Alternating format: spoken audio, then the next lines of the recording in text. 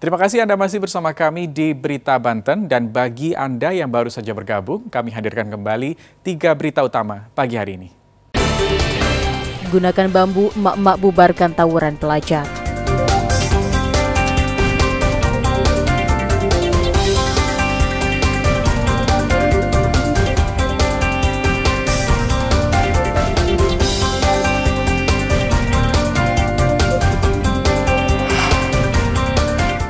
Penjualan daring marak, pedagang di pasar terdampak.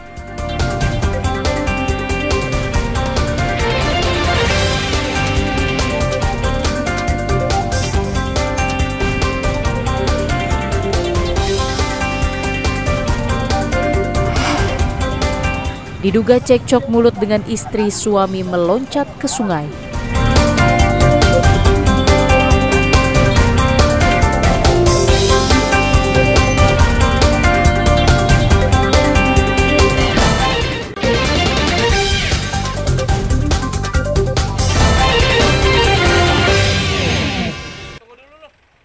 Ada saja modus yang dilakukan oleh pelaku kejahatan untuk mendapatkan keuntungan.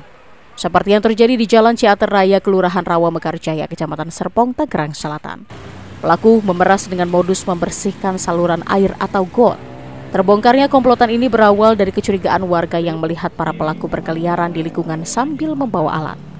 Saat ditanya, mereka mengaku sedang membersihkan got dan memungut biaya dari warga, meski mengaku tidak ada yang memerintah. Merasa resah dan curiga, warga pun melapor ke polisi. Aparat hukum dan ketua RT yang tiba di lokasi langsung mengumpulkan pelaku dan menginterogasinya. Polisi sudah menangkap 7 orang.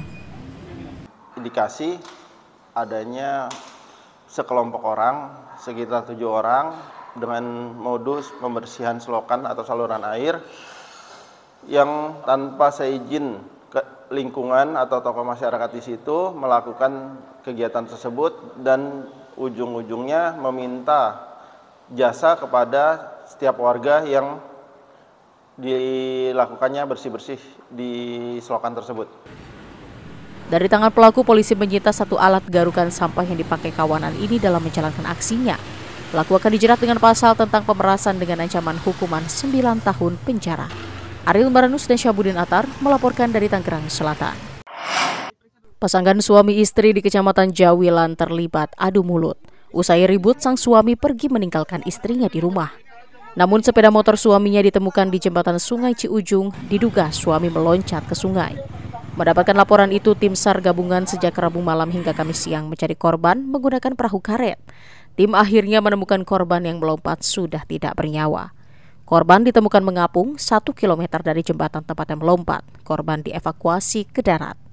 Jasad langsung dibawa ke rumahnya di Desa Parakan, Kecamatan Jawilan untuk dimakamkan karena keluarga menolak untuk diotopsi.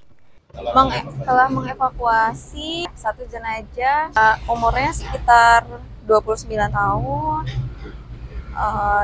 jenis kelaminnya laki-laki, sudah ditemukan jam 8 ya? Jam 8 pagi. Untuk posisi korban itu seperti apa? Sudah membengkak, Pak. Sudah berapa hari? 2 hari. Kurang lebih. Usai membuat pernyataan keberatan untuk diotopsi di kantor polisi, selanjutnya jasad korban langsung dimakamkan. Ariel Maranus dan Ahmad Sayuti melaporkan dari Kabupaten Serang.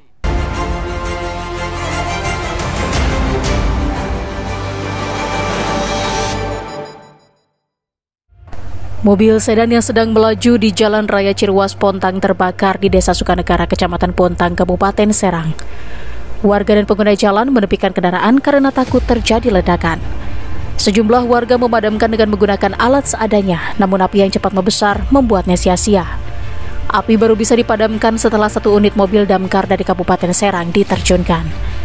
Pasangan suami istri terjebak di dalam mobil, namun berhasil keluar meski mengalami luka bakar. Keduanya langsung dibawa ke Rumah Sakit Umum Derajat Prawira Negara. Menurut Kapolsek Pontang, kepulan asap pertama kali terlihat di bawah kap depan mobil. Diduga radiator panas lalu mengeluarkan api hingga menghanguskan seluruh badan mobil.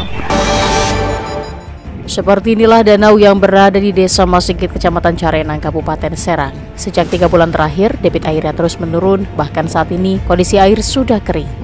Tanah yang berada di dasar danau pun sudah retak-retak. Saat normal, danau ini memiliki kedalaman bervariasi antara 2 hingga 5 meter. Selain air hujan, air yang mengenangi danau ini berasal dari sejumlah sungai. Selain untuk mengairi sawah, air danau juga terkadang digunakan oleh warga untuk mandi dan mencuci pakaian.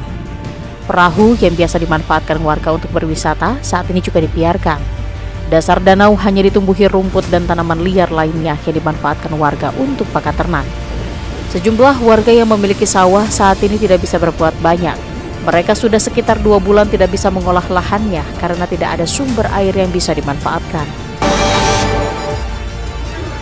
Ruang fraksi PAN, Demokrat, dan Golkar di gedung DPRD Banten terbakar. Api baru diketahui setelah asap tebal memenuhi ruangan. Sejumlah petugas pengamanan gedung langsung memadamkan dengan menggunakan apar, namun angin kencang di lantai 2 menyulitkan pemadaman. 2 unit mobil pemadam kebakaran juga diterjunkan ke lokasi. Petugas damkar memecahkan kaca jendela untuk memudahkan pemadaman. Petugas juga terkendala tebalnya asap yang berada di dalam ruangan yang terbakar. Setelah sekitar 45 menit, petugas damkar berhasil memadamkan api. Kebakaran yang terjadi di lantai 2 ini menghanguskan sejumlah dokumen dan furniture.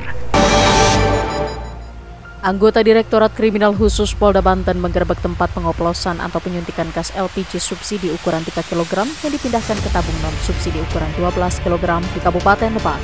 Komplotan ini diketahui sudah melakukan kegiatan ilegal ini lebih dari 1 bulan. Modus komplotan ini yakni dengan membeli gas LPG ke sejumlah agen dan warung di Bekasi, Tangerang, dan Lebak dengan harga Rp18.000 hingga Rp20.000 setiap tabungnya.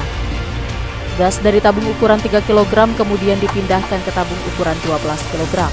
Tabung gas 12 kg dijual dengan Rp240.000 ke sejumlah tempat usaha seperti rumah makan, usaha peternakan, dan usaha pengelasan.